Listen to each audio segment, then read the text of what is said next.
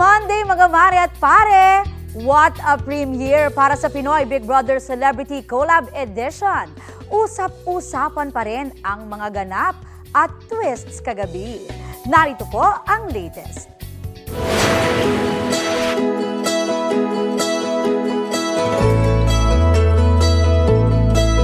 Hello, Philippines! Hello, world! The stars have finally aligned. Welcome sa Pinoy Big Brother Celebrity Collab Edition. Nothing but the best sa collab ng GMA Network at ABS-CBN para sa muling pagbubukas ng bahay ni Kuya. Mula sa rendition ni Julian San Jose at Darren Espanto ng Sikat ng Pinoy. Malayo mamarating. Ibang malaki mo na kaya natin. Pasabog na lineup ng hosts. Nauna! At syempre, ang hinihintay ng lahat na housemates reveal. Ang Sparkle Stars na aabangan, sina Ashley Ortega, Ang independent Tisay's Princess ng San Juan. AZ Martinez, Galing ng Pinoy. si Will Ashley. Official boarders na rin sina Josh Ford, Ang survival lang ng United Kingdom. Charlie Fleming, Sasabihin ko, Dustin Yu, Pinoy tayo at Mika Salamanca. natin to. Magniningning din ang kwento ng Star Magic Talents na sina AC Bonifacio, Ang dedicated showstopper ng Canada. Esnir, na bida na agad sa kulitan. RJ! RJ, go!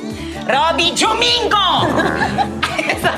Kasama sina Brent Manalo, Clarice de Guzman, Hello! Ito pala yung mga River Joseph, Ang sporty business bro ng Muntinlupa City. Ralph De Leon, at Kira Ballinger.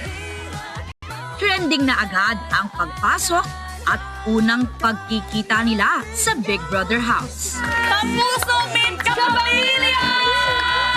Si Ashley kasi simula pa lang, tila may winning moment na agad. Pumasok din kasi sa bahay ang hosts, kaya nakatanggap ng good luck hug sa kanyang special someone na si Mavi Legaspi.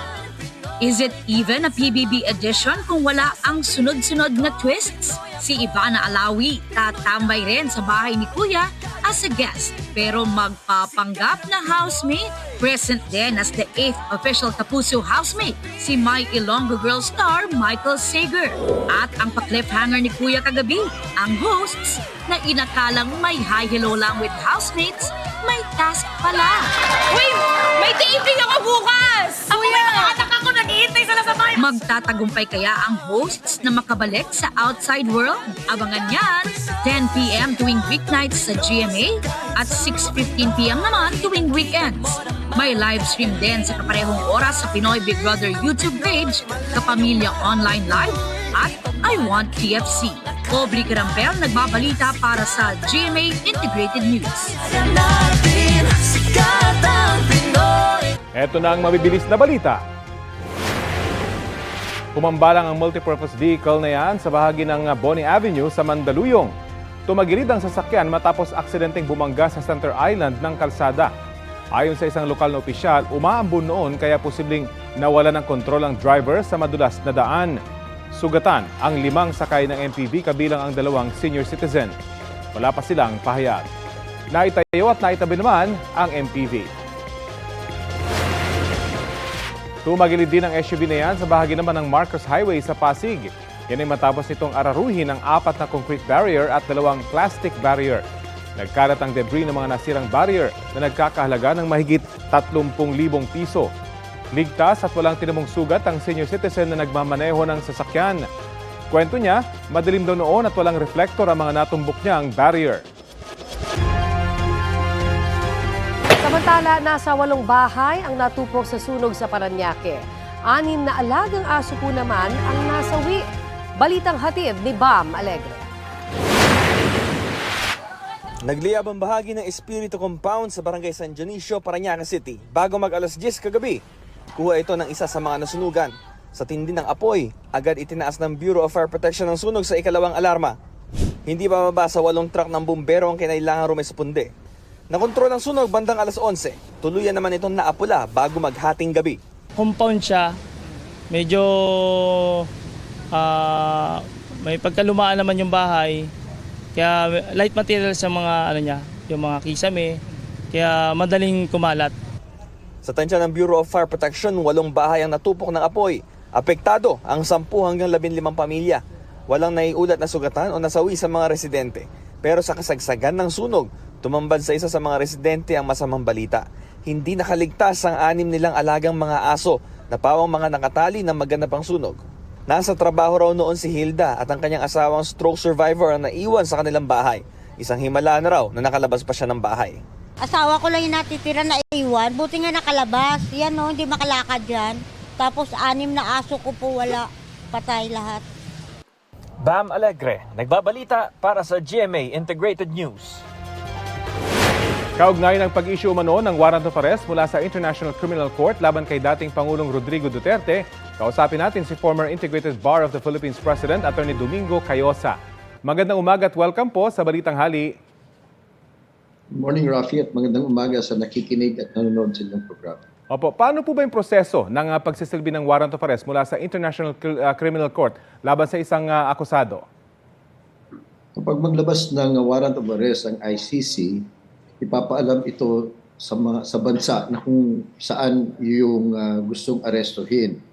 Maaari din nilang ipapaalam ito sa Interpol, yung International Criminal Police Organization, para makipag-coordinate dun sa local police. Miyembro ho ang Pilipinas sa Interpol. So kung may request ang ICC through the Interpol at Interpol ang magre-request naman sa ating kapulisan, we are under international law and treaty obligation to cooperate and respond to the request. Ano po nakikita nyo magiging papel ng pamahalaan dito ng Pilipinas sa sinasabing arrest warrant, lalo't hindi naman miyembro ng ICC yung bansa? But kahit hindi na miyembro ang Pilipinas sa ICC, kasi nga kumalas tayo nung panahon ng dating Pangulong Duterte, ay meron pa rin naman tayong residual obligation na mag-cooperate dun sa kasong nauna nang na-file at na-investigahan. Pangalawa, kung ang request for assistance in serving the warrant is to the Interpol, ibang batas naman yon, ibang international covenant, ibang treaty yung Interpol. Hindi naman tayo kumalas doon. So, dado pa rin ang ating pamahalaan na ipatupad yung warrant of arrest kung ito ay padadaanin sa Interpol. Pero batid po natin na may mga heads of states na hinainan o binigyan na ng arrest warrant ng ICC. For example, si Prime Minister Netanyahu ng Israel. Pero hindi po naipatutupad ito. Paano ho yung ganun na kaso? Well, dahil yung Israel hindi naman member ng ICC at hindi rin member siya ng Interpol pero hindi siya member ng ICC. At malakas ang control nila sa kanilang kapulisan. So, noted naman, notorious yung Russia, yung mga dictatorial regimes. Kasama na yung Israel na dinidisregard yung international conventions. So, yung nangyayari doon, hindi naman ibig sabihin na gagawin din sa ating bansa. Kasi marami din tayong kailangan ng ating kapulisan, marami din kailangan na tulong sa Interpol. Kasi marami din tayong mga pinapatupad na warrants of arrest abroad na kung saan kinakailangan natin ang tulong ng Interpol. So ngayon, kung hindi naman tayo aksyon dun sa request ng Interpol for service of a warrant of arrest to the Interpol, hindi rin tayo makakaasa ng kooperasyon nila sa ibang mga bagay. At yung ating pamahalan sa ngayon, sabi naman nila, kung papadaan daw sa Interpol, they are ready to comply and with any eventuality daw. Well, abangan po natin kung ano magiging aksyon ng pamahalaan at ngayon nasa ibang bansa si dating Pangulong Duterte. Maraming salamat po sa oras na binahagi nyo sa Balitang Hali. Maraming salamat. Magandang umaga po sa lahat. Si Attorney Domingo Cayosa.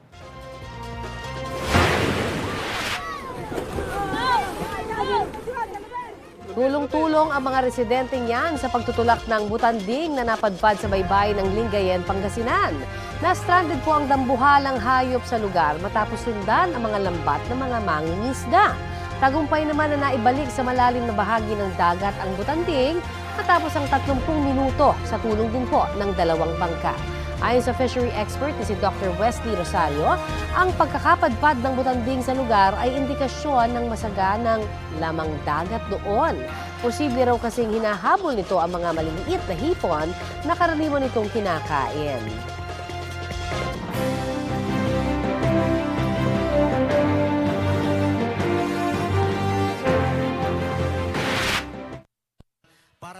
Advokasya ni Senator Bongo ang pagsulong sa karapatan ng OFWs. Sinabi niya yan sa pagtitipon sa Hong Kong kung saan kumanta si Attorney Jimmy Bondoc. Isinulong din ni Raul Ambino ang karapatan ng mga OFW. Tinalakay ni Rodante Marcoleta ang problema sa presyo ng pagkain at kuryente. Si Richard Mata sumentro sa libreng primary care.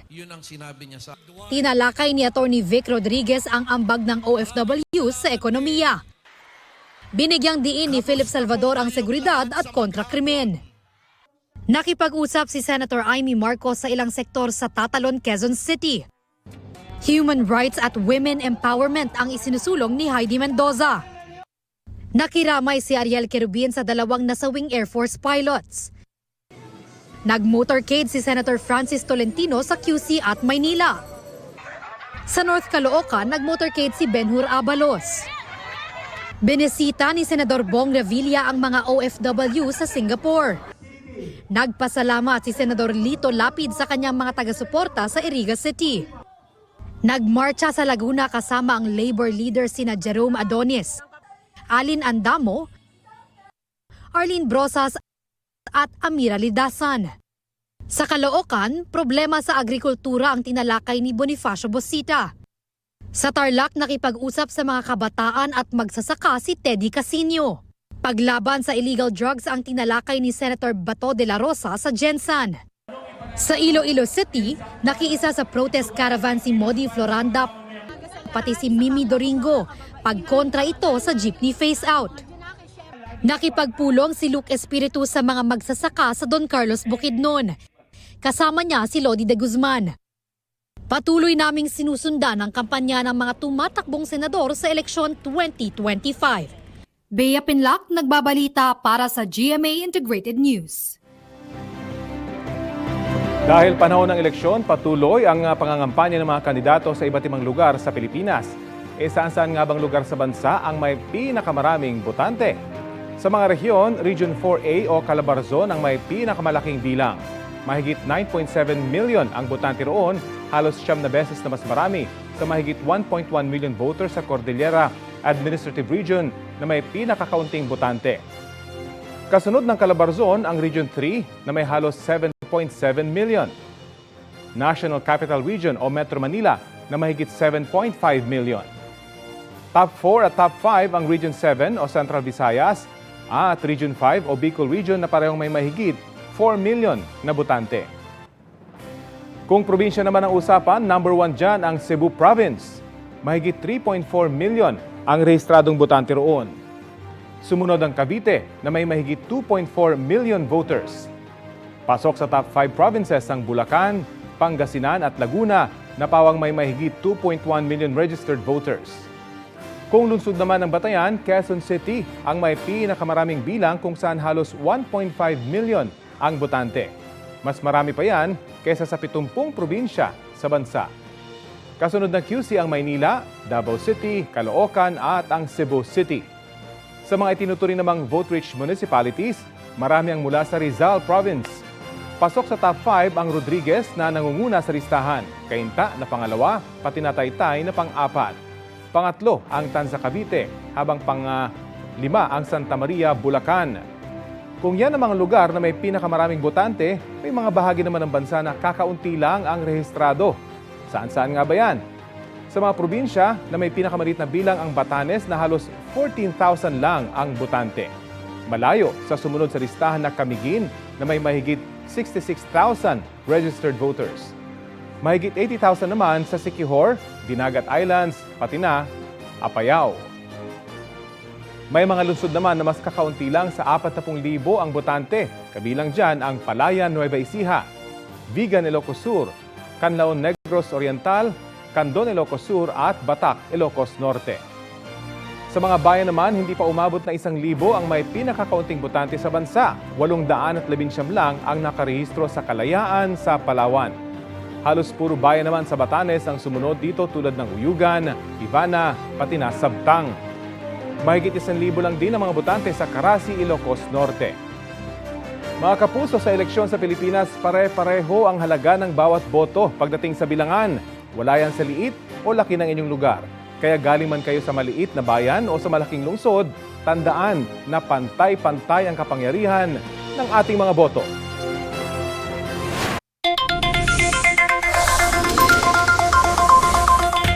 Unang araw ngayon ng pagpapatupad ng maximum suggested retail price sa karneng baboy sa Metro Manila batay sa kautusan ng Department of Agriculture. Na ipatutupad naman kaya? Live po mula naman sa Maynila, may ulat on the spot si Maki Polido. Maki! Sa San Andres Market sa Manila, hindi pa ipinatutupad yung maximum suggested retail price o MSRP sa presyo ng baboy, partikular sa liempo, pige at kasin. Ayon sa Market Master, wala pang ibinababang memo ang Department of Agriculture na maaaring ipakita sa mga meat vendor. Hinihintay daw nila ang memo na ito tungkol sa MSRP bago nila ipatupad. Sabi ng mga meat vendor sa San Andres Market, kung ipipilit ng Department of Agriculture ang MSRP na 380 pesos per kilo sa liempo at 350 pesos per kilo sa laman, magsasara na lang daw sila ng tindahan. Lugi raw kasi sa presyong yan. Mahal pa naman daw kasi ang bagsak sa kanila. Sabi ng isang tindera na wholesaler, 315 to 320 per kilo ang bagsak sa kanila. Kailangan nila ng 60 pesos per kilo na patong para naman may pambayad man lang sa tauhan, upa sa pwesto, sa plastic na ginagamit nila, kuryente at tubig at kahit naman papaano ay may maiuwi. Ayon sa Manila Meat Dealers Association, ito yung mga traders kung ating tawagin, dapat hindi mga trader at retailer ang iniipit ng Department of Agriculture. Nananatili pa rin daw kasing mahal yung farm gate. Naglalaro pa rin daw ito sa 255 to 265 pesos per kilo. Para makover nila yung kanilang operational expense, ibabagsak nila ito ng 315 per kilo. Yan na yung bagsak sa palengke. Kaya malulugi raw talaga yung mga retailer. So mag-check pa tayo ng ibang mga palengke, Connie. Salamat sa iyong update, Maki Polido. Ito ang GMA Regional TV News. Nahulog mula sa modern jeepney ang isang konduktor sa Bacolod City. Yan at iba pang may init na balita hatid ni Adrian Prietos ng GMA Regional TV. Nakatayo malapit sa pintuan ng modern jeepney na yan sa Bacolod City ang 22 anyos na konduktor nito. Matapos niyang mag-abot ng ticket sa isang pasahero, umatras siya hanggang sa mahulog. Nagtamo siya ng malubang sugat sa ulo at dinala sa ospital. Nakomatose siya ng 2 araw bago masawi kalaunan. Batay sa investigasyon, nawala ng balanse ang konduktor kaya siya nahulog. Posibleng managot ang driver ng PUV bilang may kontrol sa pagbubukas ng pinto ng sasakyan.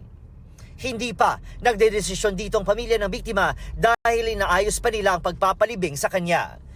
Sinusubukan pa ng GMA Regional TV na kuna ng pahayag ang driver at pamunuan ng Modern Jeepney Company. Patay na nang matagpuan ng isang lalaki sa isang ilog sa barangay Kalinan proper sa Davao City nitong Biyernes. Tingin ng kapatid ng 52 anyos na lalaki, nakainom ang kanyang kapatid. Posible raw siyang nahulog sa ilog habang pauwi na sa kanilang bahay. Naniniwala siya aksidente lang ang nangyari dahil wala namang tinamong sugat ang kapatid. Patuloy pa itong iniimbestigahan ng kapulisya. Adrian Prietos ng GMA Regional TV, nagbabalita para sa GMA Integrated News.